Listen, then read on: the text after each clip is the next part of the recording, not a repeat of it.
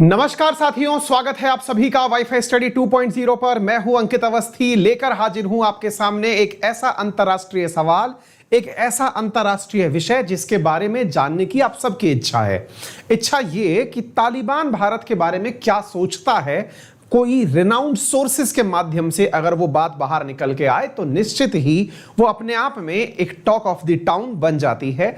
ऐसा ही वर्तमान में तालिबान के सो कॉल्ड विदेश मंत्री कह सकने लायक पद पर बैठे हुए जिन व्यक्ति की आप तस्वीर मेरे साथ देख रहे हैं, इनका हाल ही में एक न्यूज़पेपर के साथ में हुआ इंटरव्यू, एक टीवी चैनल के साथ हुआ इंटरव्यू आप लोगों को बहुत सारी बातें क्लियर करेगा और उसके मायने क्या हैं ये हम लोग एनालाइज करेंगे। हाल ही में तालिबान के प्रमुख नेताओं के द्वारा इधर उधर कुछ इंटरव्यूज दिए जा रहे हैं। उन इंटरव्यूज को हम उन्हीं के चैनल्स को क्रेडिट देते हुए आप तक पहुंचाते हैं। आइए हम आपको बताते चलते हैं कहां कहां पर किस किस प्रकार के इंटरव्यूज हुए, क्या कुछ बातें निकल के आई और उनमें तालिबान भारत के बारे में क्या सोचता है। साथियों, एक न्यूज जो आप वर्तमान में मेरे साथ देख रहे हैं, ये इंडिया टुडे की एक्सक्लूसिव रिपोर्ट है जिसमें India an important country, no threat to them, यानी कि इंडिया को किसी भी प्रकार का हमसे कोई भी दिक्कत नहीं होना चाहिए, ऐसा तालिबान के स्पोक पर्सन जबीहुल्लाह मुजाहिद ने कहा इंडिया टुडे से।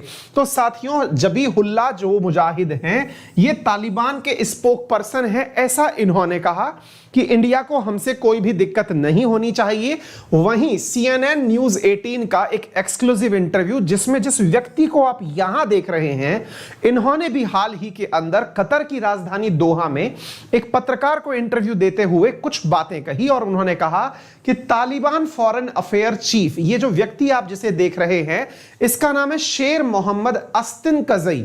शेर मोहम्मद अस्तिन कज़ई ने क्या कहा है ये BBC की रिपोर्ट में भी आप देख सकते हैं कि तालिबान ने भारत की ओर बढ़ाया दोस्ती का हाथ और कहा अच्छे रिश्ते हम चाहते हैं। यानी कि तालिबान, अब सवाल आपके मन में जो सबसे पहला बनेगा वो ये है कि आफ्टर ऑल तालिबान भारत से अच्छे रिश्ते क्यों चाहता है और किन किन लोगों के स्टेटमेंट से ये बात निकल के आ रही है। तो पहले मैं आपको इस व्यक्ति के बारे में इंट्रोड्यूस करा दूं जिसे आप तस्वीर में देख रहे हैं। इस व्यक्ति का नाम है साथियों शेर मोहम्मद अब्बास इस्तनकज़ई। ये इस नाम को आप इसलिए भी याद रख लीजिएगा क्योंकि ये वो व्यक्ति है जो कि अमेरिका और तालिबान के बीच में जब शांति वार्ता हो रही थी उस दौरान दोहा, जो कि कतर की राजधानी है, वहां पर अमेरिका और तालिबान के बीच में नेगोशिएशन वाली टेबल पर यह व्यक्ति भी विराजमान था। थोड़ा इसके बारे में और भी बता देता हूं।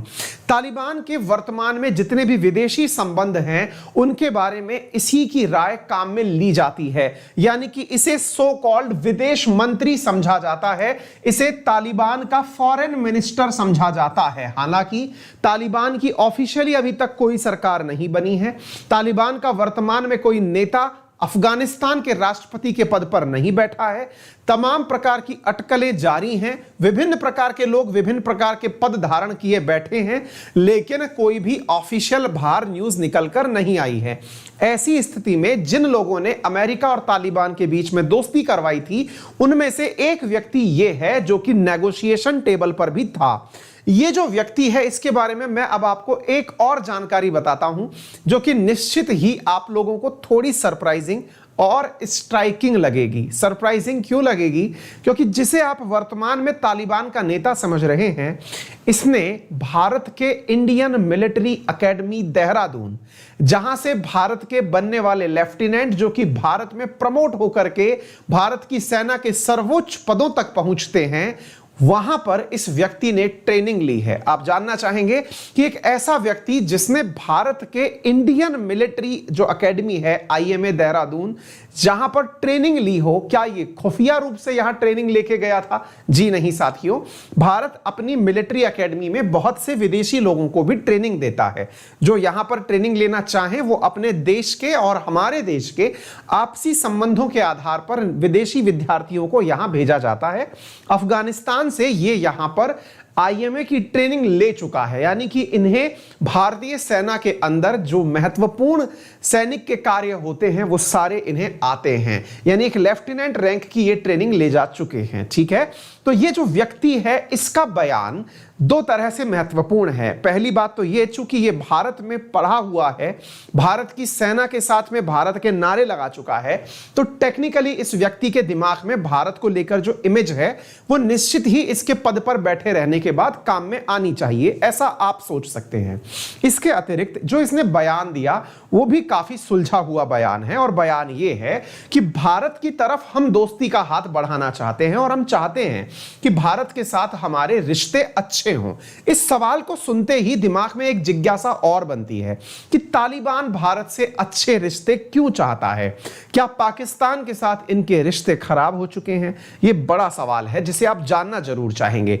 वहीं दूसरी तरफ साथियों, एक न्यूज चैनल इंडिया टुडे को भी ये जो अफगानिस्तान के स्पोक पर्सन है, इन्होंने भी इंटरव्यू में यही सेम बातें कही। इस व्यक्ति ने भी साथियों हाल ही में इंडिया टुडे को दिए एक्सक्लूसिव इंटरव्यू में यही वाली लाइन यहां पर बोली और यह कहा कि काबुल के द्वारा, यानी कि जो अफगानिस्तान के अंदर तालिबान का शासन है, वो भारत के साथ बहुत मित्रतापूर्वक व्यवहार चाहता है। ये सारे क्रेडिट्स जिन जिन न्यूज़पेपर्स ने लिए हैं हम उन्हें देते चल रहे हैं। ये इंडिया टुडे का एक्सक्लूसिव इंटरव्यू है, उससे पहले CNN न्यूज़ 18 का इंटरव्यू था। साथियों, ये जितनी भी जगह से बात निकल करके आती है, एक बात आपके दिमाग में फिर घूमने लगती है। आप पूछना चाहते हैं कि सर, कोई आतंकी संगठन भारत से अच्छे संबंध क्यों चाहता है? क्या पाकिस्तान से तालिबान की नहीं बन रही है? साथियों, एक बहुत बड़ा प्रश्न आपके दिमाग में छूट जाएगा, जिसका पूरा एनालिसिस हम जल्दी ही एक वीडियो के रूप में लेके आएंगे कि दुनिया के कौन से देश क्या सोच रहे हैं। साथियों, वर्तमान में आपको यह समझना चाहिए कि वर्तमान में जो पाकिस्तान के विदेश मंत्री हैं शाह महमूद कुरैशी, वो इन दिनों दुनिया की ट्रिप पर निकले हुए हैं तालिबान को ऑफिशियली रिकॉग्निशन दिलवाने के लिए, यानी कि दुनिया के देशों के द्वारा मान्यता दिलवाने के लिए। यानी कि पाकिस्तान की इमरान खान सरकार तालिबान को एज एन नेशन, यानी एक राष्ट्र के रूप में मान्यता दिलवाना चाहती है, लेकिन खुद मान्यता देने से डर रही है, क्योंकि पाकिस्तान चाहता है कि वो इनके साथ नेगोशिएट करे कि तालिबान इनके देश में पनप रहे तहरीक तालिबान को खत्म करे, जिसका तालिबान ने इनकार कर दिया है। साथियों, इन दोनों ही प्रवक्ताओं की जो बातें आपने रिसेंटली सुनी, इन्होंने स्पष्ट रूप से कहा है कि हम भारत और पाकिस्तान के आंतरिक मसलों पर किसी भी प्रकार का इंटरफेयर नहीं करना चाहते। इंटरफेयर नहीं करना चाहते का मतलब यह है कि भारत और पाकिस्तान के बीच में कश्मीर एक इंटरनल विषय है और तालिबान उस पर किसी भी प्रकार का इंटरफेयर नहीं करेगा। ऐसी स्थिति में अफगानिस्तान को दोनों अपने अपने उद्देश्य से उपयोग करना बंद करें। हम चाहते हैं कि भारत के साथ जिस प्रकार के व्यापारिक संबंध पहले रहे हैं वो बरकरार रहें। दूसरी बात जो महत्वपूर्ण कही वो ये है कि तालिबान अफगानिस्तान के एयर स्पेस को खुला रखेगा, जिसके तहत भारत अगर अपने विमानों को सेंट्रल एशिया भेजना चाहता है तो हम उसके ऊपर रोक नहीं लगाएंगे। तीसरा, इन्होंने कहा कि हम भारत के साथ व्यापार को इवन पाकिस्तान के रास्ते हो जाकर के भी ले जाना चाहते हैं, यानी हम भारत के साथ व्यापार को बढ़ाना चाहते हैं। तो आपके मन में सवाल उठेंगे कि क्या भारत और तालिबान या अफगानिस्तान जो इससे पहले था, इनके बीच में क्या कोई व्यापार कभी रहा है? तो साथियों, आइए मैं आपको थोड़ी सी जानकारी इसके बारे में भी दे देता हूं। साथियों, वास्तविकता कुछ इस प्रकार से है कि भारत और अफगानिस्तान के बीच में ट्रेड की वैल्यू से आपको अंदाजा लग जाएगा कि हम लोगों के बीच में कितना ट्रेड होता है। साथियों, वर्ष 2020-21 में तालिबान और अफगानिस्तान और भारत में 10,387 करोड़ रुपए का व्यापार हुआ था। साथियों, इसमें भारत ने 6,129 करोड़ रुपए के सामान को एक्सपोर्ट किया था, वहीं भारत ने अफगानिस्तान से 3,783 करोड़ का सामान इंपोर्ट किया था। अब आप पूछना चाहेंगे कि सर, इतना धन ये लोग लाते कहां से हैं, या फिर ये सवाल कि इनके पास बेचने के लिए ऐसा क्या है जिसे ये हम लोगों से खरीदना चाहते हैं और हम लोगों को बेचना चाहते हैं। तो चलिए मैं आपको बता देता हूं। भारत और अफगानिस्तान के बीच में जो व्यापार है वो 10,000 करोड़ रुपए से ऊपर का है, जिसमें से भारत अफगानिस्तान से आयात करता है जो कच्चे हमारे ड्राई फ्रूट्स कहलाते हैं, यानी कि हमारे जो सूखे मेवे कहलाते हैं, जैसे किशमिश है, अखरोट, बादाम, अंजीर, पिस्ता, ख्वाब, मेवे आदि इंपोर्ट हम करते हैं। इसके अलावा अनार, सेब, चेरी, खरबूजा, तरबूज, हींग, जीरा, केसर आदि हम अफगानिस्तान से इंपोर्ट करते हैं। वहीं भारत इसे एक्सपोर्ट क्या करता है? तो साथियों, भारत अफगानिस्तान को गेहूं, कॉफी, इलायची, काली मिर्च, तंबाकू, नारियल, नारियल के जूट से बने सामान, कपड़े, कन्फेक्शनरी का आइटम, मछली से बने प्रोडक्ट, वेजिटेबल घी, वेजिटेबल ऑयल, केमिकल प्रोडक्ट, साबुन, ड्रग्स, दवाइयां, एंटीबायोटिक, इंजीनियरिंग का सामान, इलेक्ट्रिकल सामान, रबड़ से बने प्रोडक्ट, मिलिट्री इक्विपमेंट आदि प्रोडक्ट अफगानिस्तान को भेजता है। अर्थात अफगानिस्तान हमारे ऊपर ज्यादा निर्भर है। ड्राई फ्रूट्स के मामले में अगर आप हटा दें तो उसके अलावा जो जरूरत की चीजें हैं वो इंडिया अफगानिस्तान को एक्सपोर्ट करता रहा है। ऐसी स्थिति में तालिबान दो उद्देश्य से भारत को छोड़ना नहीं चाहता। पहला उद्देश्य तो यह है कि भारत से उसे जो सामान प्राप्त हो रहे हैं, उसको जिस प्रकार का व्यापारिक लाभ हो रहा है, वो उसकी स्थिति को मजबूत करता है। और वहीं दूसरी तरफ तालिबान गुड तालिबान के रूप में रिकॉग्नाइज होना चाहता है। अर्थात वो भारत के साथ में एज ए नेशन रिकॉग्निशन चाहता है कि भारत तालिबान को एक देश के रूप में मान्यता दे।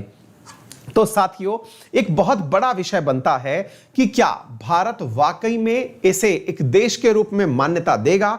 और दूसरा बड़ा प्रश्न कि दुनिया के कौन कौन से देशों ने तालिबान को देश के रूप में मान्यता दी है, दुनिया के देश क्या सोचते हैं, इस विषय के ऊपर मैं कल आपके लिए एक बेहतरीन वीडियो लेकर हाजिर होने वाला हूं, जिसमें दुनिया के देशों का क्या है विजन, कौन से संगठन ने क्या कहा, तमाम बातें कल आपको इसी प्रकार के एक सेशन में प्राप्त होंगी। फिलहाल के लिए इतना ही। भारत के प्रति तालिबान का रुख मैंने आपको समझाया, लेकिन भारत ने तालिबान को हमेशा इसी नजर से देखा है कि तुम वही हो जिसके चलते एक बार भारत का विमान अपहरण होकर के तुम्हारे पास गया था। तो कितना भारत इनकी बातों पर बिलीव करेगा, यह आने वाला समय बताएगा। दुनिया के अधिकांश देशों का यही कहना है कि इनके कहने पर नहीं, इनके करने पर हमें विश्वास करना होगा। ये जो कहेंगे उसके अकॉर्डिंग क्या करके दिखाएंगे, वही मान्यता रखेगा। फिलहाल के लिए इतना ही। मेरा रेफरल कोड है अंकित10। मेरे साथ आप जुड़ सकते हैं अनअकैडमी पर free of cost free classes पढ़ने के लिए रोजाना 10:10 पर अनअकैडमी लर्निंग एप्लीकेशन पर, जो कि आपको प्ले स्टोर पर उपलब्ध है। यदि आप चाहते हैं अनअकैडमी पर जुड़ करके पेड क्लासेस पढ़ना, एसएससी, यूपीएससी, रेलवे, बैंकिंग, किसी भी कैटेगरी में, वहां का सब्सक्रिप्शन आप मेरा रेफरल कोड अंकित10 यूज करके ले सकते हैं, जिससे आपको 10% इमीडिएट डिस्काउंट प्राप्त हो जाता है। 1 सितंबर से एसएससी में मेरा नया बैच शुरू हो रहा है, जहां मैं आर्ट एंड कल्चर को डिटेल में पढ़ाने वाला हूं। यदि आप चाहते हैं मेरे साथ डिटेल में कला और संस्कृति पढ़ना, तो आप उसे ज्वाइन कर सकते हैं। फिर चाहे आप किसी भी एग्जाम की तैयारी कर रहे हो, कैटेगरी एसएससी के अंदर आप उस बैच को ज्वाइन कर सकते हैं। यूपीएससी के लिए डेडिकेटेड प्रीलिम्स के बैच जारी हैं, जिसमें आपको टारगेटेड बैच के माध्यम से प्रीलिम्स में शॉर्ट बहुत महत्वपूर्ण क्वेश्चंस की तैयारी करवाई जा रही है। Thank you so much. फिर मिलते हैं इसी चैनल पर। धन्यवाद।